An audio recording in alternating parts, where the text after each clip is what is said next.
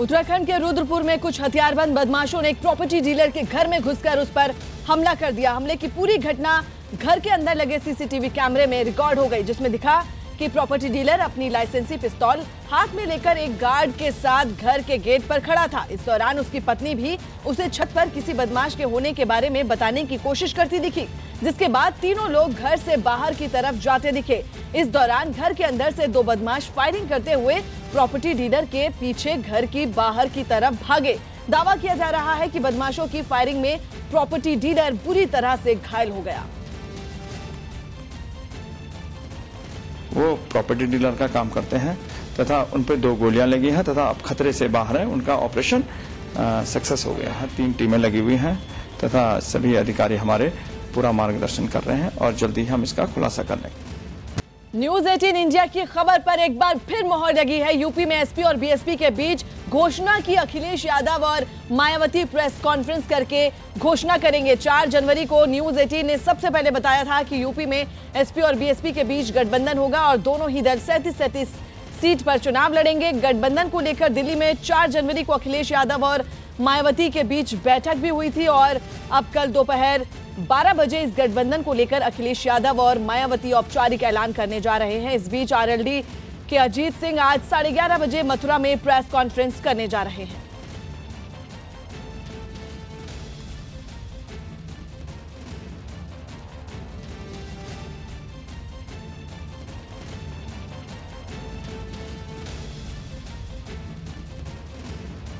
News 18 India की खबर पर मोहर लगी है, जिसमें न्यूज 18 इंडिया ने पहले ही बताया था अपने दर्शकों को कि मायावती और अखिलेश यादव प्रेस कॉन्फ्रेंस कर सकते हैं और 37 सीटें दोनों को मिल सकती हैं और ठीक वैसा ही हुआ। और कल 12 बजे अखिलेश यादव और मायावती प्रेस कॉन्फ्रेंस करेंगे, जिसमें गठबंधन की जो रणनीति है उसको लेकर औपचारिक तौर पर चर्चा की जाएगी।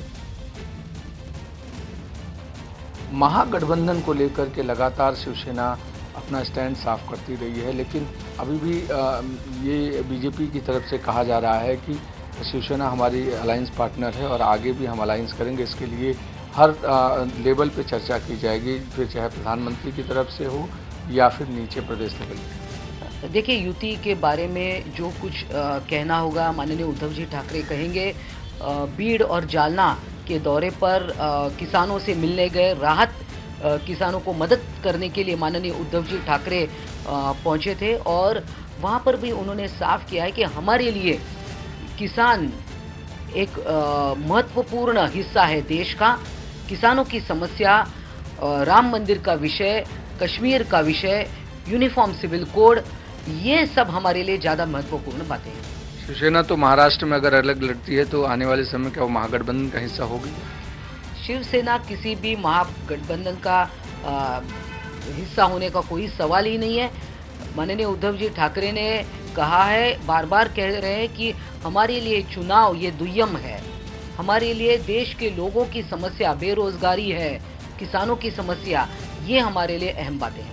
बिल्कुल, तो जिस तरह से मनीषा पांडे कह रही हैं कि हमारे लिए रोजगारी और दूसरी समस्याएं अहम हैं, चुनाव सेकेंडरी रखता है और उद्धव ठाकरे इस बात को हर मंच से लगातार कह रहे हैं। कैमरा स्वप्निल के साथ अभिषेक पांडे, मुंबई, न्यूज 18 इंडिया। और लखनऊ से हमारे साथ हमारे सहयोगी अजीत जुड़ रहे हैं और दिल्ली से हमारे सहयोगी अनुराग। सबसे पहले अजीत के पास चलते हैं। अजीत, न्यूज 18 इंडिया की खबर पर मोहर लगी है और जो मायावती है, अखिलेश यादव हैं, उन्होंने ये दिखा दिया है कि वो बीजेपी को चौतरफा घेरने के लिए तैयार है लोकसभा चुनाव में। बिल्कुल, आपने सही कहा कि अब बीजेपी के लिए सबसे बड़ी चुनौती होगी गठबंधन का मुकाबला करना और सपा बसपा के गठबंधन ने ये साफ कर दिया है कि बीजेपी को मुश्किलों का सामना करना पड़ेगा, क्योंकि साफ तौर पर अब ये तय हो चुका है कि कौन कितनी सीटों पर लड़ेगा और फार्मूला भी तय हो गया, जिसमें 37 सीटों पर समाजवादी पार्टी और बीएसपी लड़ेगी। इसके अलावा 2 सीटें कांग्रेस के लिए अमेठी रायबरेली छोड़ी जाएगी और जो बैकवर्ड कार्ड है वो भी गठबंधन ने बखूबी खेला है, जिसमें साफ तौर पर यह कहा है कि अब अनुप्रिया पटेल यानी जो अपना दल यस की एक सीट है उस पर चुनाव नहीं लड़ाएगा गठबंधन, और ओम प्रकाश राजभर की पार्टी सुहेल देव पार्टी के खिलाफ भी एक सीट नहीं उतारेगा प्रत्याशी। तो निश्चित तौर पर अब ये गठबंधन का जो फार्मूला है, इसके आने के बाद हमारी खबर पर मोहर लगी है। साथ ही साथ उत्तर प्रदेश की जो सियासत है वो एक तरह से नए मोड़ पर आ गई है। 25 साल बाद यानी 2.5 दशक बाद अखिलेश यादव और मायावती एक साथ होंगे, और अब ये भी खबर आ रही है कि अखिलेश यादव आज किसी भी वक्त मायावती यानी बसपा सुप्रीमो से मुलाकात कर सकते हैं। जहां हम खड़े हैं, मायावती का घर हमारे पीछे है, यहां अखिलेश यादव किसी भी वक्त आ सकते हैं, उनकी मुलाकात हो सकती है, और इस फार्मूले पर और भी बात हो सकती है कि किस तरह प्रत्याशी उतारा जाए।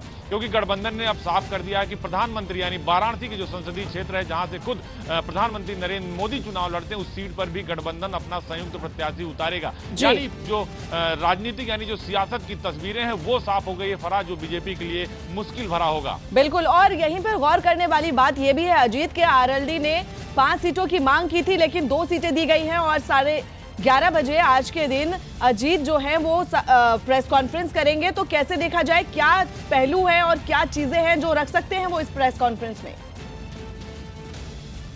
बिल्कुल, देखिए चौधरी अजीत सिंह हमेशा उसी जगह रहते हैं जो सत्ता में रहता है, तो सत्ता के साथ उनको हमेशा भाता, और कहा जाता है कि वो एक तरीके से मौसम वैज्ञानिक है। लिहाजा उन्होंने 5 सीटों की मांग जरूर की थी, लेकिन गठबंधन ने पहले 2 सीटें दी थी। बाद में अखिलेश यादव की तरफ से ये खबर आई थी कि वो 1 सीट अपने कोटे से देंगे, यानी 37 सीट जो उनके पास है उसमें से एक आरएलडी को दे सकते हैं, यानी 3 सीटों पर मैक्सिमम आरएलडी चुनाव लड़ सकती है। तो उनकी प्रेस कॉन्फ्रेंस में इस बात का शायद जिक्र हो, और क्या गठबंधन के साथ अजीत सिंह बने रहेंगे ये लगभग तय हो चुका है। तो 12:30 बजे प्रेस कॉन्फ्रेंस करके अजीत सिंह अपना भी रास्ता साफ करेंगे कि क्या वो 2 से 3 सीटों पर चुनाव लड़ने के लिए सहमत है या फिर गठबंधन के बाहर का रास्ता तलाशेंगे। तो बहुत सारी चीजें हैं जो अजीत सिंह के प्रेस कॉन्फ्रेंस के बाद क्लियर होगा, लेकिन ये जरूर क्लियर है कि महागठबंधन ने अपना फार्मूला तय कर लिया है बीजेपी को हराने के लिए। फरा बिल्कुल, और चलते हैं अनुराग के पास। अनुराग, जिस तरह से गठबंधन की पूरी तैयारी की जा रही है, कल औपचारिक ऐलान भी हो जाएगा, तो कांग्रेस पर इसका क्या असर पड़ेगा, क्योंकि कांग्रेस इस गठबंधन का हिस्सा नहीं है? देखिए, 2 तरीके से इसको देखना होगा। कांग्रेस के अगर 2 अलग अलग ऑब्जेक्टिव्स लेके चलें तो कांग्रेस से एक पर्पस था जो राहुल गांधी लगातार कहते रहे हैं कि मोदी सरकार को हराना है किसी भी तरीके से और बीजेपी को हराना है। तो उस लक्ष्य में तो ये गठबंधन, उस दिशा में तो ये कामयाबी की तरफ एक तरीके से कहें या मुकाबला देने की तरफ ये गठबंधन बढ़ रहा है। तो वो कांग्रेस के लिए एक सेटिस्फैक्ट्री है कि एक गठबंधन बन गया है उत्तर प्रदेश में जो चुनौती दे सकता है बीजेपी को। दूसरी तरफ अगर देखें तो इंडिविजुअल ऑब्जेक्टिव कि कांग्रेस किसी तरह इस महागठबंधन का हिस्सा होती और कांग्रेस एक लार्जर पिक्चर जो पूरे देश में एक पिक्चर जाती, उसमें यह होता कि कांग्रेस धुरी पर है और सारे जो छोटे दल हैं या जो प्रदेशों में दल हैं वो उसके इर्द गिर्द एक गठबंधन बना रहे हैं। उस इमेज को जरूर बड़ा झटका लगा है। कांग्रेस को इस गठबंधन से बाहर अखिलेश और मायावती ने छोड़ दिया है और बिना किसी खटपट के, बिना किसी शोर शराबे के दोनों ने अपनी सीटें तय कर ली हैं। दोनों ने यह भी तय कर लिया है कि राहुल गांधी सोनिया गांधी के खिलाफ उम्मीदवार नहीं उतारेंगे। ये भी तय कर लिया है कि प्रधानमंत्री के खिलाफ उम्मीदवार उतारेंगे। तो एक ये सेटबैक इंडिविजुअल तौर पर कांग्रेस के लिए जरूर है कि उनकी अपनी छवि इससे खराब होगी कि वो गठबंधन का हिस्सा नहीं है और शायद कांग्रेस को अपना साथी मानकर ये पार्टियां नहीं चल रही हैं। लेकिन जो ऑब्जेक्टिव था कि एक महागठबंधन बने उत्तर प्रदेश में जिससे बीजेपी का रास्ता मुश्किल हो, वो ऑब्जेक्टिव कम से कम पूरा होता हुआ कांग्रेस का नजर आ रहा है। तो इंडिविजुअल सेटबैक है और जो ऑब्जेक्टिव लेकर चल रहे थे उसमें कहीं ना कहीं कामयाबी है। बिल्कुल, कहीं ना कहीं कामयाबी है। और तमाम जानकारी के लिए आप दोनों का बहुत बहुत शुक्रिया। तो वहीं जबरन छुट्टी पर भेजे जाने के करीब 2.5 महीने बाद काम पर लौटे आलोक वर्मा की सीबीआई निदेशक पद से छुट्टी हो गई। कल प्रधानमंत्री आवास पर हुई सिलेक्शन कमेटी की बैठक में आलोक वर्मा को सीबीआई निदेशक के पद से हटाने का फैसला लिया गया। बैठक में प्रधानमंत्री के अलावा जस्टिस ए.के. सीकरी और कांग्रेस नेता मल्लिकार्जुन खड़गे मौजूद रहे। हालांकि इस बैठक में खड़गे ने आलोक वर्मा को हटाने के फैसले का विरोध किया, फिर भी सिलेक्शन कमेटी ने आलोक वर्मा को उनके पद से हटा दिया। आलोक वर्मा को डीजी फायर सेफ्टी बनाया गया है। आलोक वर्मा पर सीबीसी की ओर से लगे आरोपों की अलग से जांच भी जारी रहेगी। सूत्रों के मुताबिक आलोक वर्मा के खिलाफ भ्रष्टाचार के मामले में जल्द एफआईआर दर्ज की जा सकती है। पद पर लौटते ही आलोक वर्मा ने सीबीआई के अंतरिम निदेशक बनाए गए नागेश्वर राव के कई फैसलों को पलट दिया था। इस बीच एम नागेश्वर राव ने एक बार फिर अंतरिम निदेशक का पद संभाल लिया है। और नीतीश हमारे सहयोगी हमारे साथ लाइव जुड़ रहे हैं। नीतीश, इस पूरे मामले के बाद जो आलोक वर्मा है उनका बयान आया है, उनका कहना है कि मुझे तमाम मामलों में झूठा फंसाया गया है और मेरे पर जो आरोप लगे हैं वो बेबुनियाद हैं। कैसे देखेंगे उनके बयान को?